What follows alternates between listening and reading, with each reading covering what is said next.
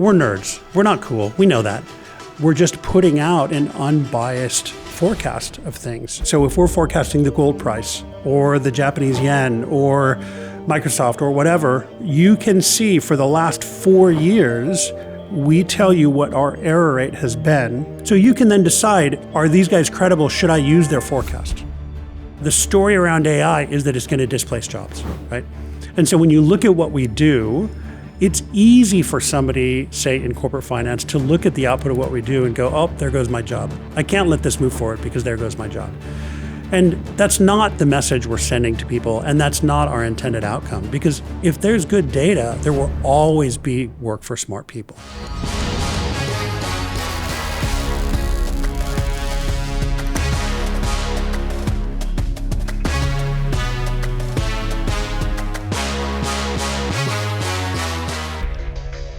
Welcome to Forging the Future. And today we have Tony Nash, the CEO and founder of Complete Intelligence, a pioneering company in AI-powered financial forecasting. Tony, it's great to have you on the show. Thanks, Chris. Thanks for having me. Yeah, so what is Complete Intelligence? What does that mean? So we started Complete Intelligence when I still lived in Asia several years ago, and it's a forecasting platform for financial markets, corporate finance, so for budgeting, monthly reforecasting, supply chain cost, volumes, and we do economics as well. So what we wanted to do, we started the company as a hypothesis, because anytime you see a corporate budget or you see, say, an industry forecast, a lot of that is manually done. And in the same way we've seen AI companies come out over the past 10 years, and we wanted to automate that and make that defensible. You know, run a lot of numbers, understand the statistics and math around it, and build it out. And we found pretty amazing results. And did you see like a need for that? I mean, oh yeah, absolutely. How did you run across it initially? Like, hey, I have an idea. Yeah, so I worked for a company called The Economist, and I led their global research business. And I worked for a company that has since been acquired by Standard & Poor's, S&P. And they both did a lot of forecasting, and all of their forecasting was manual. There was always somebody sitting in an Excel spreadsheet manually forecasting. These are some of the largest forecasters in the world, and it was all done in spreadsheets. And you find today even data or forecasts from banks. You look at your corporate budget, annual budget, it's all manual. You look at supply chain cost forecasts, it's all manual. Somebody is sitting at the end of that line saying, I think that's a little bit too much, or I think that's a little bit too low. So we've really automated that. We take in people's data from, say, their general ledger, their ERP system, and we automate that process. Or for markets, we have a retail-facing product that for $25 a month, people can get 1,800 items globally that we reforecast every week. So individual stocks, markets, commodities, currencies, economics, and so on. And so every week we take in new data, we go through a data validation process, and we forecast it and we post it. We're running trillions of calculations every weekend when we do this stuff. And so we find, for example, when we do, say, a corporate finance forecast, we just onboarded a company, publicly traded energy company. Their year-to-date error for their budget was about 19% every month on average. Our year-to-date forecast using their data is 1.3%. Oh, wow. So here's part of our problem. When people look at that, they say, oh, it's too good to be true. There's something messy in there, right? And the reality is, anybody who does a corporate budget, anybody who runs a team or a department or a business, they understand how political that process is. And so you're not necessarily budgeting or forecasting to the business, you're budgeting and forecasting to the politics. And so we take all of the politics out of it. And we're running trillions of calculations to understand how the data behave, how markets behave, what the interdependencies are, what the lags are, all of that stuff.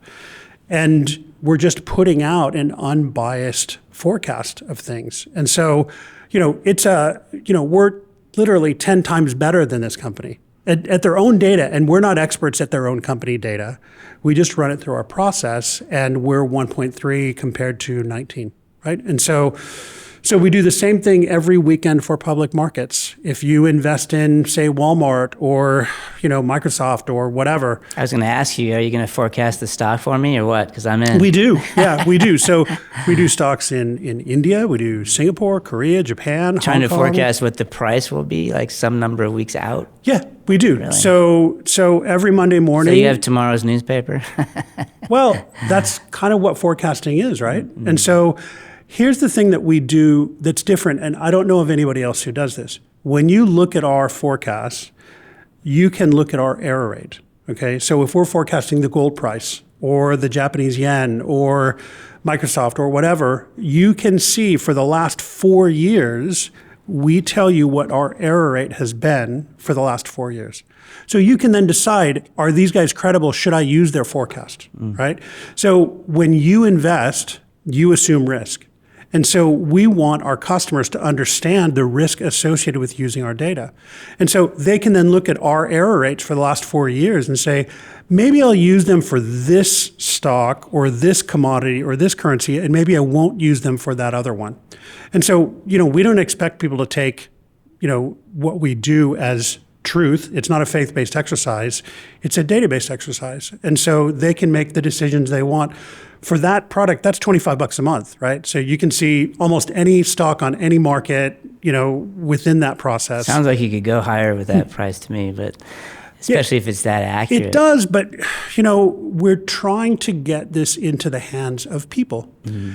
And so, we can do it for portfolio managers, and they have plenty of money, but they also have experts on their staff who don't want to compete with a $25 a month product. So they're never going to buy a product, right? So there are a lot of people out there who manage their own 401k or their own IRA or do some side investing, and they want to look at this and they want to understand which way things are going. And so we have guys who email me regularly and say, hey, that Philippines ETF that you forecast, I can't believe it, but I invested based on your forecast and we've done really well or whatever, right? And so that's the kind of feedback we get from customers, and it's great. And when we're off, people will say, one of our customers contacts me regularly and he says, your gold forecast was great for the first 2 weeks, but it looks like the sentiment has changed or the direction has changed. So I'm going to sell it off based on what your Monday morning forecast says, right? And so we have people who check things every Monday morning. They look at their portfolio, and we have the ability for people to track a portfolio on our platform. And so they can look at where things will be and how that portfolio will be valued over time. So we do have that retail aspect of it, and then we have the corporate finance aspect of it. For the internal numbers. Mm-hmm. We'll talk a little bit about how, the traditional, train the AI on data model is like historical, right? Mm-hmm. And so how do you train an AI to do forecasting? Mm-hmm. And so you're pulling in those news stories and, like you said, trying to get a feel for sentiment and things like that? Or?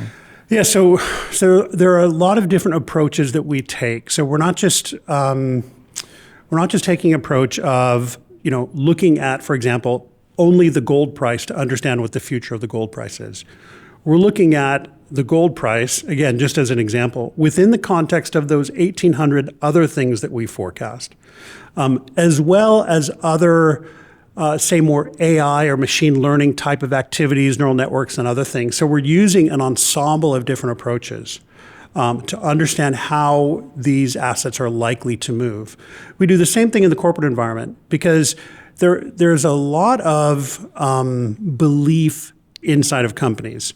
The cost of our product moves with X, moves with the price of oil, or it moves with the value of the dollar, or it moves with GDP of some country or something like that. We had a customer, a services company, and they said our revenue is highly correlated to the number of work days every month. And so we said, okay, and we went on, we did their forecast, it was great results. And they said, oh, did you test work days? Was that one of the big dependent variables here? And we said, actually, no, but we'll actually rerun it and we'll test. And there was statistically no relationship between workdays and their revenue. Okay, so we're taking an outsider's view on this stuff, and we're showing them statistically and incidentally how this works and how things change. And you can do this with very large data sets. But there are beliefs inside of industries that these things may not have a relationship. And our view is this: we don't care if there's direct causal relationship. It doesn't matter. Causality is an illusion in most cases. Statistically, it's definitely an illusion, okay? But if there are recurring incidences, then it's material. And it doesn't matter if it seems irrelevant. If these things happen, there may be some sort of indirect relationship that we just can't think of, right? I'm not talking about kind of, if, say, the AFC wins the Super Bowl, then the stock market's going to be up. That's ridiculous. But, these are recurring, frequent incidents that happen at the same time or with a certain lead time. So we'll look at different industries and we'll say, hey, maybe we should take the stock prices of your vendors and see if there's a material difference there, or let's take, some other external factors. We don't do that all the time, but for, some of our larger clients, we'll look at that stuff. That's interesting because then, first of all, you're kind of shattering some of the assumptions that maybe a company has, coming in with an external view to kind of give a different perspective, which is another reason to hire outside consultants, right? So, and then, how do you, as a person, try to draw these correlations with a trillion parameters, right? Sure. So using AI to give you a look at the data that you just can't even understand how you would even come up with that, manually, right? Yeah. So our first step with everything is we have this process called audit flow. So a customer gives us their data, and we run through and audit all of their data, and so we tell them these are the problems, and we categorize our problems into 6 different categories. And so they can then fix those problems themselves. What happens typically with companies is they'll hire a large consulting firm to come in for 6 or 9 months or a year and a half to figure out where the problems are in their accounting, and then they'll take another year and a half to fix that stuff. We'll do that in a week, and we'll tell them within a week what their issues are. And then they can either go off and hire a consultant to fix it, or they can fix it themselves. Again, we have plenty of stories around where we've found things that our customers have said, how did you find that? And we say, well, this is our process, and here's the issue. So the first part is validating the data and making sure that they have good data that we can use. And then we go into these later processes where we're working with these trillions of calculations to understanding where there may or may not be meaningful relationships, where there are, say, univariate possibilities, meaning the gold price just referring to the gold price, where there are leads and lags, where there are other relationships, and then we tell them what the future will likely look like. There's no such thing as a 0% error future, right? So, we have to help customers understand that this is a scenario. We can do other scenarios for them, but this is a baseline scenario, and this is a likely path forward. How far are you forecasting in the future in the fog of war, right? Yeah, so we typically do 12 months. We can do longer. We can do years if needed. I mean, are you giving that data like on a monthly basis for the next 12 months? Yep. Is that what you do? Initially, we receive our customers' full historical data set. And so then we go through the initial process of validating their data. But then every month when accounting closes, we get new data and we add that. We run the whole process just with that new data. So instead of somebody having to do their annual budget process, which is very disruptive to the whole organization, and then for the financial planning team to have to do a monthly reforecast, which is disruptive for at least a few days a month, we take that and we augment it. We typically run it in parallel with their existing process. And then over time, if they get enough confidence, then we automate it, right? So there's a company here in Houston, about $12 billion of turnover. When we did our first work with them, they told us that to do their annual budget cost them about $6 million a year. Just to do their annual budget, not even to do their monthly reforecasting. These guys are spending 3 months to do their annual budget, and they have so many people involved, it takes so much time, that it costs them $6 million a year. See, that's what I'm talking about. Not $25. You say, I can save you $5 million. You just pay me $1 million. Yes. So obviously for Maybe corporate you're already stuff, doing that. for corporate stuff, it's not $25 a month, but it's not $5 million a year either, right? And so, if they can get rid of 90% of that $5 million a year process, that's a win huge. for everybody, right? And so if you think every company really, really doesn't like the annual budgeting process.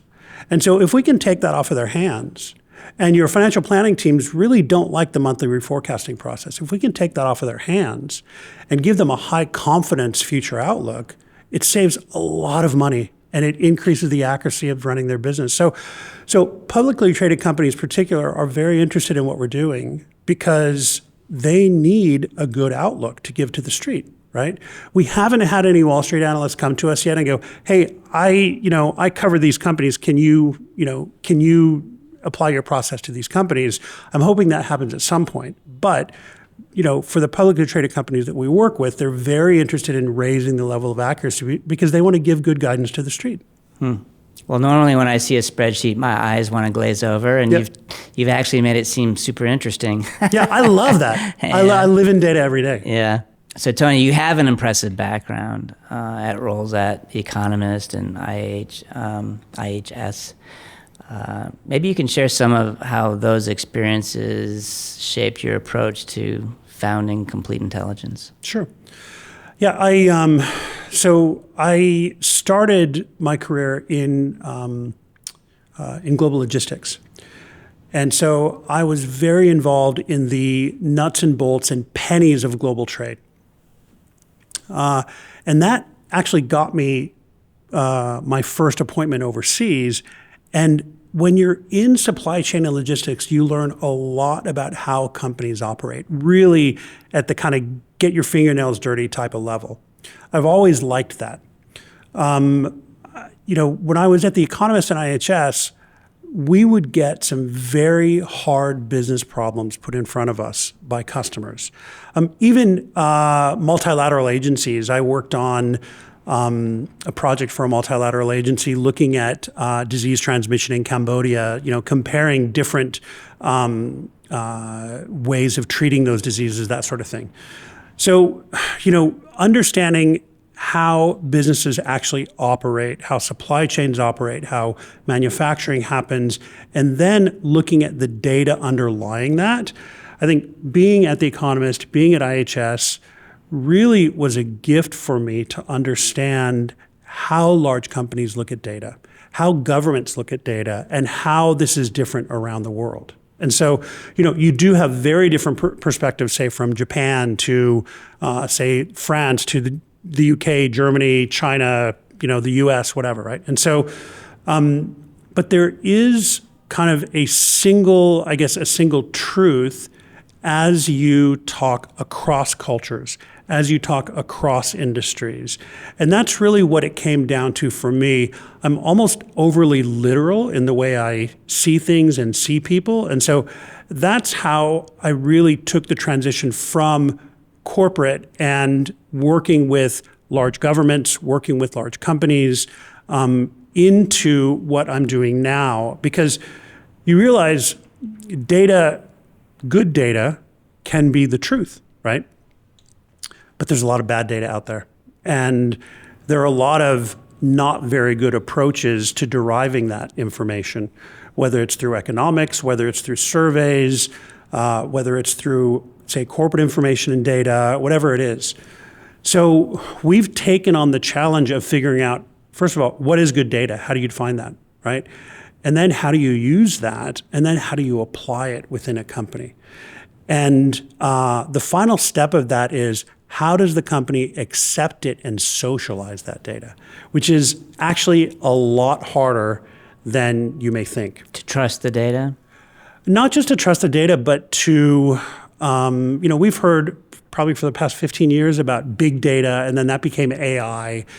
A lot of that has been hype and spend, but there hasn't really been a lot of good application. There's a lot of cool AI out there, but not a lot of useful AI out there. And so what we've wanted, we're nerds. We're not cool. We know that, but we're very useful. And so, what we try to do is bring data that is almost dead easy useful for these companies. Sometimes people get afraid. The story around AI is that it's going to displace jobs, right? And so when you look at what we do, it's easy for somebody, say in corporate finance, to look at the output of what we do and go, oh, there goes my job. I can't let this move forward because there goes my job. And that's not the message we're sending to people, and that's not our intended outcome. Because if there's good data, there will always be work for smart people, right? Especially in corporate finance. These are highly trained, highly educated, highly relevant people. So what I saw through my corporate experience into moving what I'm doing at Complete Intelligence is we can get a good baseline and a good ground truth for people. And then very, very smart people at a corporate level or a government level can take that and make really smart decisions with it. Yeah, the decisions are only as good as the data. Yep, right? that's right. So you mentioned, people being fearful of AI, and there is a lot of fear about that. I got that question today up at A&M. What do I think? Are we going to be bowing down to our AI overlords? Is AI going to be taking over our jobs? And what's your opinion? First of all, you won't be bowing down to your AI overlords. That is decades away. There are a lot of podcast hot takes about, we need fear AI and we need regulate AI, all that stuff. I don't think that's anywhere near close. But there is a lot of fear about AI taking away jobs. And, the reality is, our focus is corporate finance or say supply chain. There are a lot of people who maintain spreadsheets, do manual calculations, send spreadsheets around, get spreadsheets approved, all this sort of stuff that takes way too much time. It doesn't need to take that much time. Anything that can be done in spreadsheets, we can do. And really any data analytics company can do or an AI company can do. If you're in corporate finance, you're probably pretty smart and pretty capable, and you probably don't want to be maintaining that spreadsheet or that database. And so it's really a waste of your time. So will AI take away my job? I think, honestly, AI will take away the boring parts of your job. I don't think AI will take away the interesting parts of your job. No CFO is going to let AI make a decision about spend or about a budget or whatever. So all we're doing is a bunch of calculations that give people a good ballpark of where things will likely be. There's a human at the end of that who's going to make the final decision, the final allocation, negotiate with the business leaders, whatever. So it's going to take the boring stuff away, and that's good. I don't want to do the boring stuff in my job. Nobody wants to do the boring stuff in their job. It allows people to do things that are actually more valuable and more interesting and more fun. So I don't necessarily think AI is going to take away jobs. I think it's going to make things more interesting, and I think people will, 5 years from now, maybe 10 years from now, be shocked that so much work was done in Excel. Mm-hmm. Well, I'm with you. I think that AI is a tool that's going to allow us to do more, but also allow us to do more interesting things. Yep. I'm all for having my car drive. I just spent an hour and a half driving down from College Station. I don't want to do that. It's boring. I want to, my brain wants to turn off. It's so boring. Take a nap while you drive. Exactly. So I would rather read a book or work or something like that. I think also, if you think of AI as a tool, of course, we started out digging dirt with our hands, and the shovel took away all the handwork, and then the bulldozer took away all the people with shovels, used to have chain gangs doing, roads. Well, we don't do that anymore. We've got, things that'll practically just pour the road and go, right? And so I think AI will allow us to do more, build bigger buildings, right? For example, in the construction industry, you have the tools to do that. And I'm looking forward to that, actually. And you look at things even like ChatGPT and large language models and generative AI, this sort of thing. ChatGPT, I'm not aware of the fact that it's taken away any jobs yet.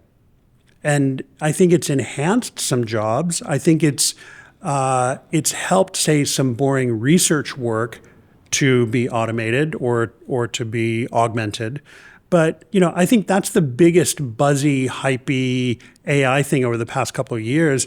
And we haven't seen jobs evaporate because of that. So I think there's a lot of fear right now. I think over time we'll realize that fear is pretty unfounded, and human beings are actually pretty smart. And it's just math and algorithms and code. It's not replacing a human being. Well, I think that they showed that too. I mean, of course, there's a lot of focus on like the art world and with writers, and the ChatGPT is able to to write things and to draw things, and so. But I think there's always going to be a need for human-created content, and that content will always be more valuable than something that can be created by an AI. I think someone was talking about, I think it was at ChatGPT, was saying, well, if those jobs go away, maybe those jobs shouldn't exist. And I think that is true for some of the manual labor kind of things. But I don't think it'll ever replace something like art and artists from the standpoint that that those models have to be trained on something. Sure. And you have to train them on, what humans can do. And I think there's going to be, like a premium for human-created content. No one's going to want to necessarily read an AI-generated book. You're still going to want to read one by Stephen King, not by something generated by the computer. They also did an interesting experiment where they took a model and then the AI and then trained it on the AI, like 10 times, like iterated 10 times on it. And when they got to the end, it was just all gibberish. Like Okay. All the text was gibberish, made no sense at all. Kind of like when you see text and images now, because the AI doesn't understand, Sure, it's not actually a word. So, there's always going to be a need for us, I think.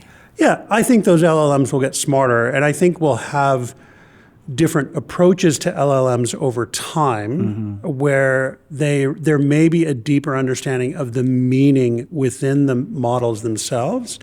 Right now, it's tokenization, which is really cool and pretty amazing, but pretty rudimentary.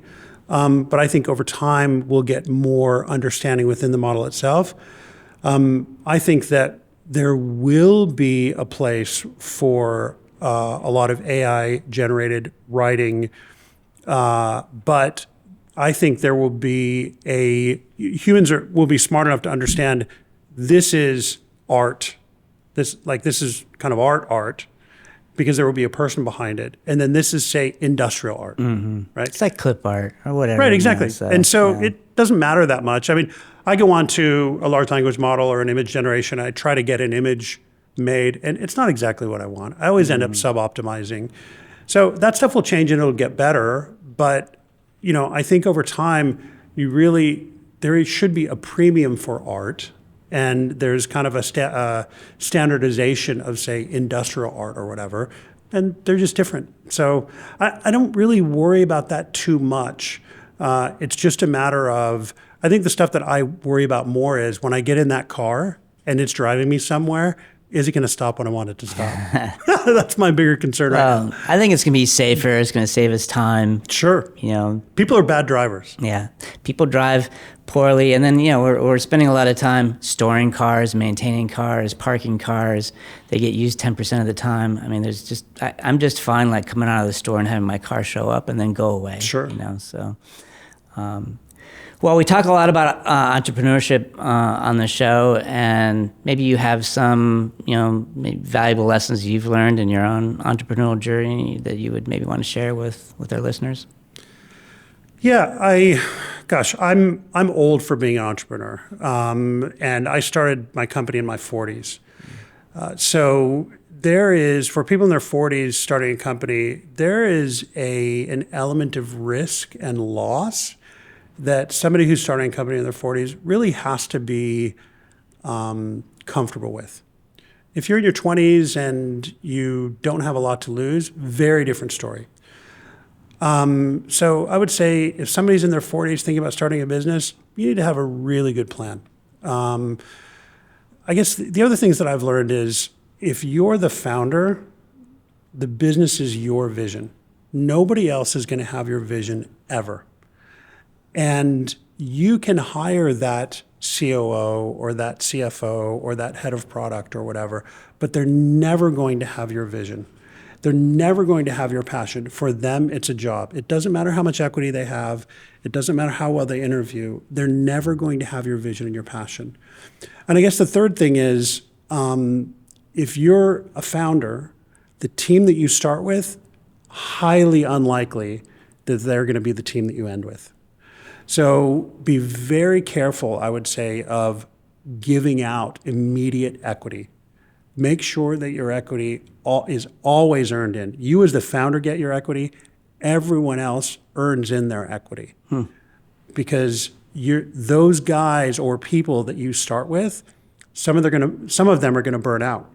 Some of them are gonna get other opportunities. Some of them, their boyfriend or girlfriend is not gonna want them to spend so many hours working. These things are just gonna happen. And so that team you start with, highly unlikely that they're going to be the team that you finish with. And also those people that you launch with, I had a guy with me for a while who ran a $30 million business as my COO, and he couldn't hack startup life. He couldn't do it.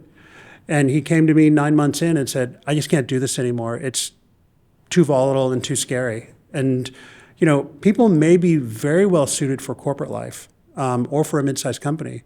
But if you're going to do a startup, especially in tech, especially in software, you have to be ready to get, punched in the gut every day. You have to be ready for serious management challenges. You have to be ready for a roller coaster. You have to sell, fundraise, manage, develop, all this stuff all at the same time. And it's hard. It's really hard. And so, there is a lot of glamorization of being an entrepreneur and doing a startup. And if it's not what you see.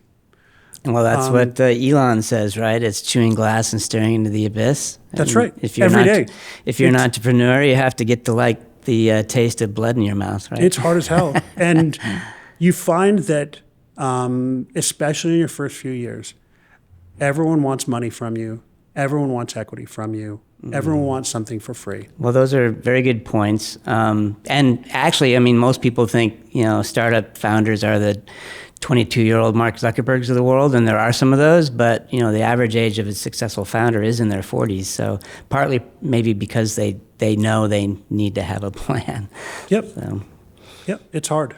So I mentioned Elon, right, and his perception of what startup life is, and he's moving many of his businesses now to Texas. And at least I feel that the coasts are going to wake up one day and understand, like what just happened in the Texas Triangle, right? Yep, that's right. It's a force to be reckoned with, I think. So what's your perspective? Yeah, I think what you mentioned with the Texas Triangle is very relevant. Austin, Dallas, Houston, and College Station is in the middle of that. Each of those cities on their own don't really have what they need to make it on their own, although people from Austin will tell you they have everything. But those three cities need each other in terms of education, knowledge, money, customers, all this stuff. And so if you're starting a business in Texas or moving your business to Texas, you have to really get familiar with all three cities. You have to be comfortable driving or flying to all three cities. You have to be willing to network and socialize in those cities. If you're looking for funding, you have to get to know the networks and the investors in those three cities. I would suggest looking at board members or advisory board members from each of those cities, because Texas is a big place. There are a lot of businesses here. It can feel like an insider's club at some point, although California can be the same thing too. But it just helps to network in all three places. So what does Texas have to offer? We have great labor here, really great labor, technically trained. I would say we have pretty humble labor here. People here will, they'll code, they'll empty the trash, they'll bring donuts, they'll bring coffees, they'll do whatever they need to, right? I don't think that's the case in a lot of other places. You have a lot of flexibility. You have people in Texas who are actually willing to go to the office. That's a new thing, or that's a different thing now, right? So, and we are an in-office company because there's a lot of collaboration that happens in person that is very difficult to get when everyone is separate, right? But Texas has a lot, and I'm on social media, I'm always trying to unsell Texas. I'm always trying to tell people how beautiful the beaches in Florida are and how we just have jellyfish on the coast here. But in terms of business, Texas actually has a lot to offer in terms of the human capital, in terms of the funding, in terms of the customers, innovation, and so on. So, and so we I understand the global market as well, right? So. Oh yeah, Houston is the most diverse city in the country, and I have developers from Asia, the Middle East, elsewhere, and and all here in Houston, Texas. So we don't do any of our development outside of the U.S. It's all here in Texas.